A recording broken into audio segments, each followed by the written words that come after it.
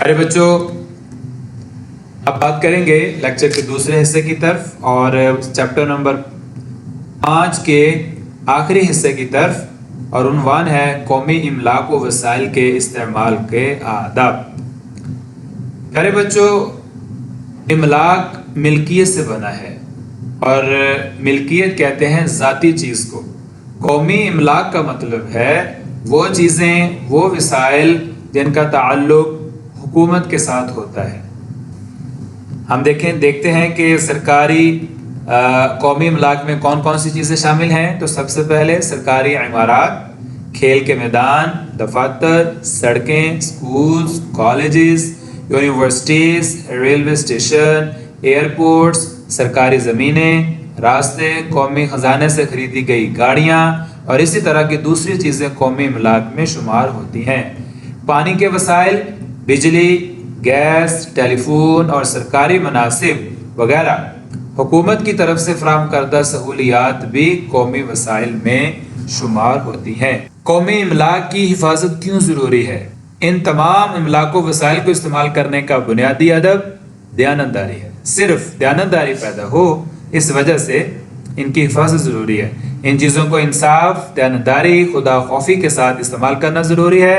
جو قومیں اپنے وسائل ضائع کرتی ہیں وہ کبھی ترقی نہیں کر سکتی ہیں۔ قومی املاک و وسائل کو صرف ضرورت کے تحت استعمال کیا جا سکتا ہے۔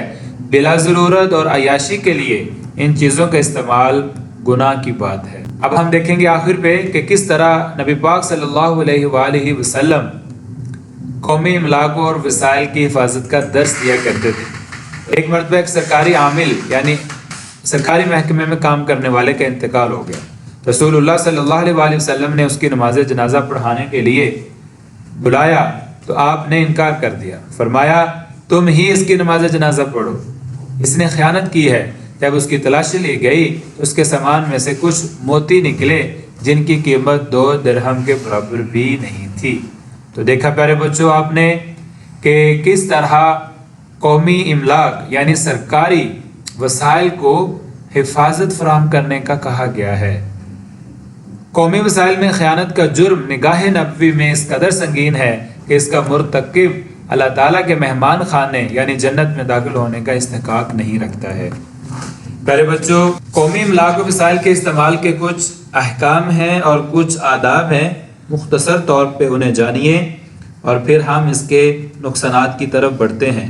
سب سے پہلے تو آپ صلی اللہ علیہ وآلہ وسلم نے ہمیں آگاہ فرمایا اور فرمایا کہ جس نے زمین کا کچھ حصہ ناحق ہڑپ کیا، قیامت کے دن 7 زمینوں کا طوق بنا کر اس کے گلے میں ڈالا جائے گا۔